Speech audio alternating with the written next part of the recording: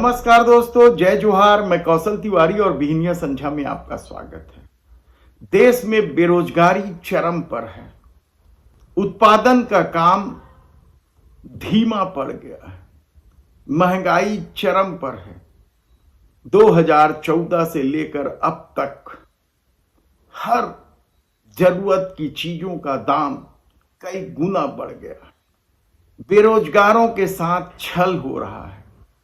आम आदमी के साथ किस तरीके से खेल हो रहा है, यह आसानी से आप समझ सकते हैं जब ईडी की दस्तक होती है और एक दंपत्ति को आत्महत्या तक कर देना पड़ता है। लेकिन समूची सत्ता यानी मोदी सरकार और भारतीय जनता पार्टी कांग्रेस को देशद्रोही साबित करने में लगी है।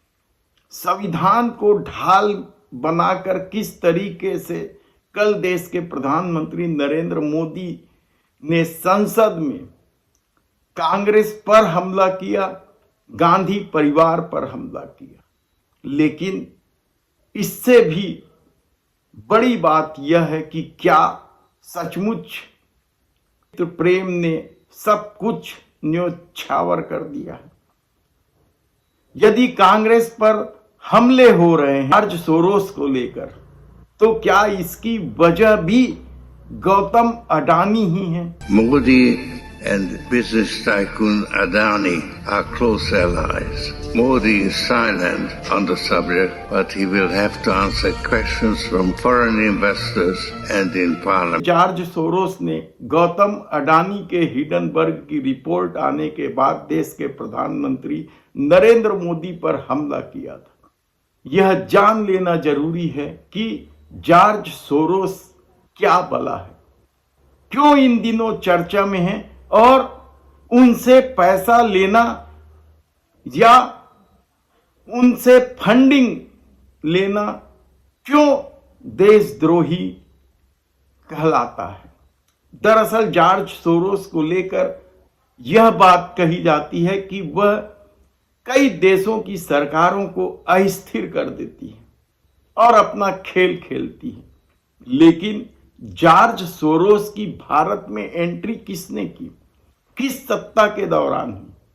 आप सुनकर चौंक जाएंगे कि जॉर्ज सोरोस ने जब ओपन सोसाइटी फाउंडेशन का गठन किया दुनिया भर के 100 देशों में, और 100 देशों में गठन करने के बाद उनकी भारत में एंट्री हुई, तब देश के प्रधानमंत्री अटल बिहारी वाजपेयी थे। तब वे स्टडी व रिसर्च के नाम पर पैसे दे रहे थे। कई लोगों को उन्होंने रिसर्च के लिए और स्टडी के लिए पैसा दिया। लेकिन ओपन सोसाइटी का फंडा क्या है?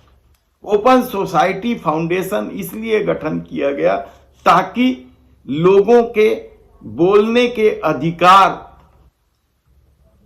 को जिंदा किया जा सके या उसे सम्मान दिया जा सके। संविधान के अनुरूप लोकतांत्रिक सरकार देशों में चले और तमाम लोगों को समानता का अधिकार मिले, ये ओपन सोसाइटी फाउंडेशन का उद्देश्य है। और उसी के तहत उन्होंने 100 देशों में इसका गठन किया। लेकिन भारत में एंट्री 1999 में हुई, जब अटल बिहारी वाजपेयी की सरकार थी, और सबसे ज्यादा फंडिंग देने की शुरुआत हुई 2014 से। तब देश के प्रधानमंत्री नरेंद्र मोदी थे। $300 मिलियन, आप सोच सकते हैं छोटी मोटी रकम नहीं है। और यदि इंडियन एक्सप्रेस की रिपोर्ट को सच माने तो यूएन डेमोक्रेसी फंड से जॉर्ज सोरेन के 68 प्रोजेक्ट को फंडिंग की जाती है, और इसमें सबसे बड़ी फंडिंग करने वालों में भारत का भी नाम है, यूएन डेमोक्रेसी को। तब ऐसे में क्या ओपन सोसाइटी फाउंडेशन को मोदी सत्ता मदद नहीं कर रही है? तब वह राहुल गांधी को लेकर या सोनिया गांधी को लेकर सवाल क्यों उठा रही है? क्या सिर्फ इसलिए कि वह अडानी के मामले को डाइल्यूट कर देना चाहती है, या इसलिए कि जॉर्ज सोरोस पाकिस्तान की खिलाफत करते हैं, या इसलिए कि चाइना के खिलाफ विश्वमन करते हैं, या फिर उसकी वजह गौतम अडानी है? क्योंकि हिडनबर्ग की रिपोर्ट आने के बाद जिस तरीके से जॉर्ज सोरोस ने प्रधानमंत्री नरेंद्र मोदी को जवाब देने कहा था। Modi and business tycoon Adani are close allies. Modi is silent on the subject, but he will have to answer questions from foreign investors and in parliament. George Soros ने तो America में भी मध्यम और गरीब लोगों से टैक्स की बजाय अमीरों से टैक्स वसूलने की वकालत की थी। बहुत सारे अमीर जॉर्ज सोरोस से खुश है, तो बहुत सारे नाराज भी।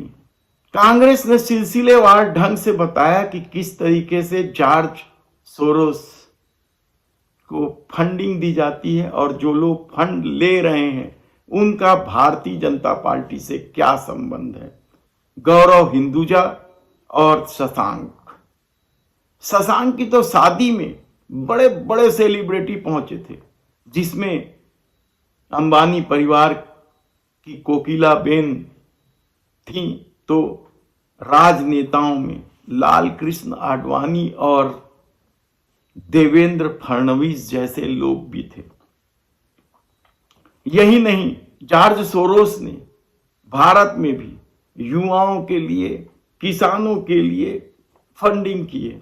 यही नहीं, स्मॉल बिजनेस करने वाले 40,000 से अधिक लोगों को फंडिंग दी है। तो स्टार्टअप योजनाओं में भी उनका बहुत बड़ा इन्वेस्टमेंट है।